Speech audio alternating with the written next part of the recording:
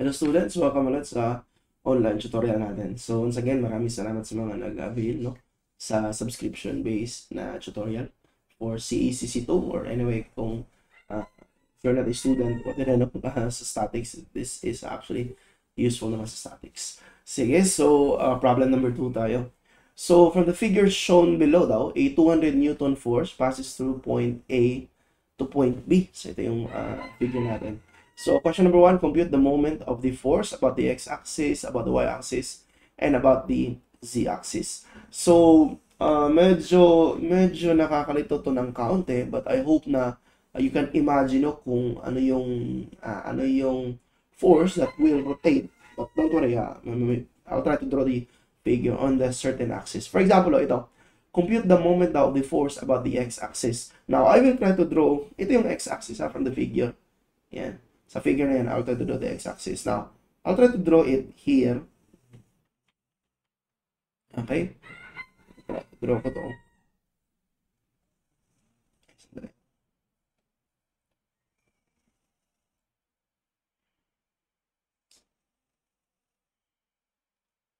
Tama ba to?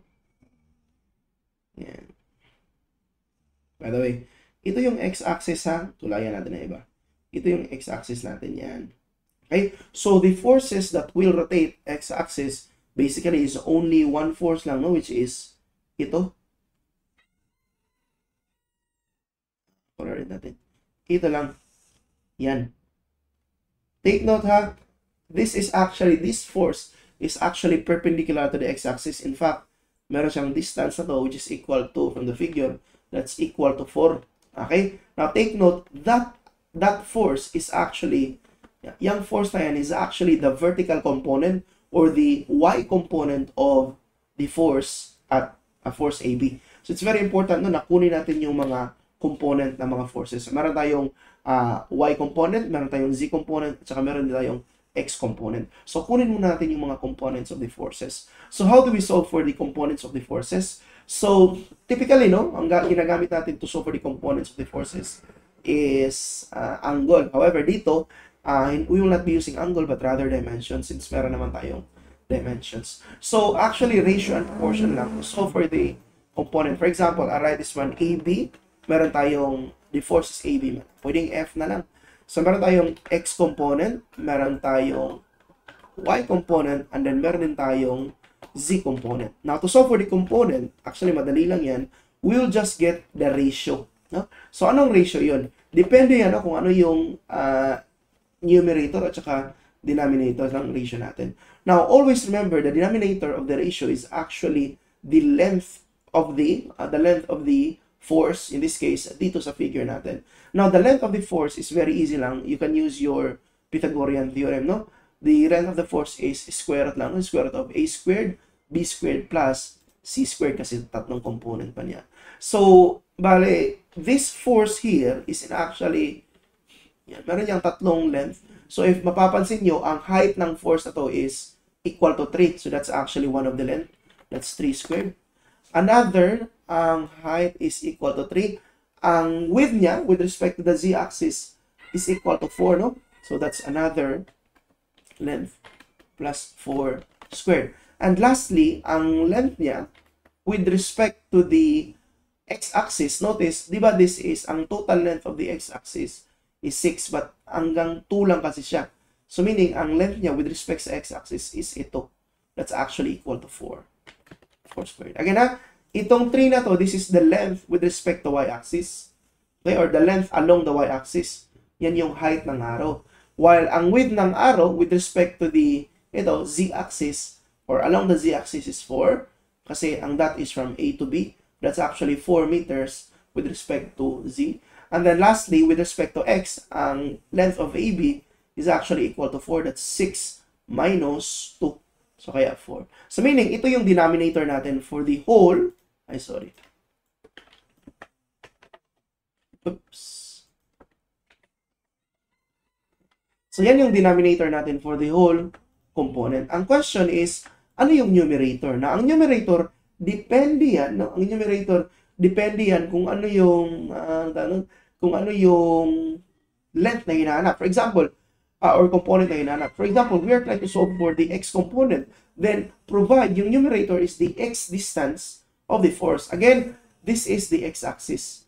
Ang distance of AB with respect to x-axis is actually equal to 4 kasi nga, this is 6. Yan no? X-axis 6. Pero minus 2. Kasi ang A to B, 2 meters man dito. No? So, A to B is actually 4 meters with respect sa x-axis. Now, with respect sa y-axis, ang y-axis is the vertical axis man from the figure. So, with respect to the y-axis, ang length AB is actually equal to 3. No? A to B is actually equal to 3 with respect to y-axis. And then, ang z naman, ito yung z, A to B is actually, from the figure, ito yung z-axis natin, ang distance ng A to B is actually equal to 4. Yan. So, ito na yung ratio natin. I-multiply lang natin to sa load natin or sa resultant force. Our resultant force is 200. So, multiply natin yan sa 200. Ito, multiply natin sa 200. Sorry. Then, ito din, multiply natin sa, 200. So, meron ka ng components. So, ito yung mga components mo. However, what is asked is actually not a component but the moment. So, ito na yung madali na lang to. Notice, for x-axis, ano daw ang moment about the x-axis? Again, pinakita ko sa inyo, what will rotate is actually the Fy. Di ba? Ang component kasi niyan, Fy. Ang component kasi ng force mo is, meron siyang Fy, meron siyang component sa color na gagamitin natin. Blue lang. Merong Fy, meron siyang component din sa Z, which is ito. Ganito lang. Meron din siyang component sa X, which is ito. Now, what will rotate sa X-axis is the Y component. Bakit? Kasi yung FZ, pati yung Fx, will not rotate sa X component kasi they will pass through the X. I mean, not the X component, but they will pass through the X-axis, kaya wala siyang rotation. So, meaning, ang Mx natin, nalalagay ko na lang dito sa solution natin, ang Mx is simply equal to Fy times the moment arm. Ano ba yung moment arm? Now, the moment arm is actually itong distance na to. Ang distance from the point dito sa point of rotation or ang point A to the itong edge na to. So, from the figure, ang distance niya is actually equal to 4. So, times 4. So, ito yung moment arm natin for Mx, which is 374. Anyway, isa man na ang 374 dyan. So, that's actually 375, no? So, anyway, yan, diretso na. Okay? Ay, sorry. Okay, now don't worry about the sign, kung positive ba o negative. Anyway, wala namang negative 375 dyan. I mean, positive 375 dyan. So, that's negative 375. Next, compute now the moment about the y-axis. Again, let's go back to our figure. Ang y-axis, ito yung y-axis natin. Ito. Okay? So, what will rotate sa y-axis, burahin natin ito. Yeah. What will rotate sa y-axis, I hope you will understand, no? Itong Fy, obviously, will not rotate sa y-axis. Kasi nga, nasa y-axis na siya, so hindi pwede. So, ang Fz at saka Fx will rotate sa y-axis. Kanina, sir, bakit kanina, sir, sa Fx, supposedly kasi, sa x-axis natin kanina, dapat ang x-axis lang ang hindi mag-rotate. But, it so happen kasi na ang Fz passes through the x-axis. Ngayon, sa y-axis, ang Fy lang ang hindi pwedeng mag-rotate. But notice, ang Fx kasi at saka Fz does not pass through the y-axis. Kaya, okay ang dalawa. Okay, so meaning, ang moment dito sa My, okay, is actually caused by the Fx. And then, ano ba yung moment ng Fx? Ano ba yung moment arm ng Fx? Notice, ito yung Fx. Okay, sorry. Yan.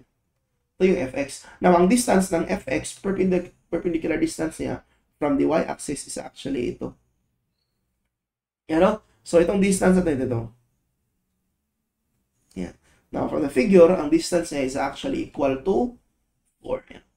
4. Sige. And then, plus. Oh, actually, hindi yan plus kasi notice, ang rotation, no? Ang isa will cause a rotation pag ganyan. Okay? And then, ang isa naman, that's actually due to the x-axis. Now, ang Fx, ang isa naman ito, ang Fz, will actually cause a rotation na pag ganyan. So, one of them will be negative. Anyway, I'll just write negative for Fz. Okay? So, minus Fz. Okay? Tapos, ano yung moment arm ng Fz? Again, ito yung z component ng force na dito. Now, the distance of the z component is actually ito. Yan. It's actually equal to 6. No? 6 meters. Sige, so lagay ko dito 6. So, ito yung load natin. Or ito yung moment natin. 249.8 or that's 250. Yan o. Okay, so I hope okay tayo na 250. Anyway, don't worry kung iba yung sign natin. Nagkamali lang ako sa assumption. Anyway, isa man ang 250 dyan. Okay, and then last, Mz. For Mz, compute daw the moment force about the z-axis. Balik tayo dito sa figure. Ang z-axis natin is nandito. Now, again, supposedly, what will rotate? Yan. Now, supposedly, what will rotate sa z-axis? Asan ba yung z-axis natin? Yan. What will rotate sa z-axis will be all the forces except the Fz. Check down natin kung nag-coincide ba yung x or y sa z-axis. Ang y, wala problema. It does not coincide with the z-axis. But ang fx, nag-coincide kasi siya sa z-axis. Tingnan nyo, it will pass through directly sa z-axis. Meaning, hindi siya mag-rotate. So, what will only rotate sa z-axis will be fy na. Okay? Tandaan nyo ha, supposedly, what will rotate sa z-axis is x and y only. But ang x kasi, since nag-directly pass through siya sa z-axis, wala siyang moment arm. Kaya, hindi din yan mag-rotate. So, ang fy na pala. So, that will be, so fy. Tapos, ano yung moment arm ng fy? On our figure, that moment arm is actually equal to this distance. No? So, from the figure, distance na yan is actually equal to 6. So, our answer is 562.2, or that's actually letter D. Sige, so again, I hope naintindihan nyo. If you have any questions or clarifications or even corrections, but again, I guess, tama naman kasi meron naman tayong choices. So, if you have any corrections, please comment down below, and then, yun, maraming salamat sa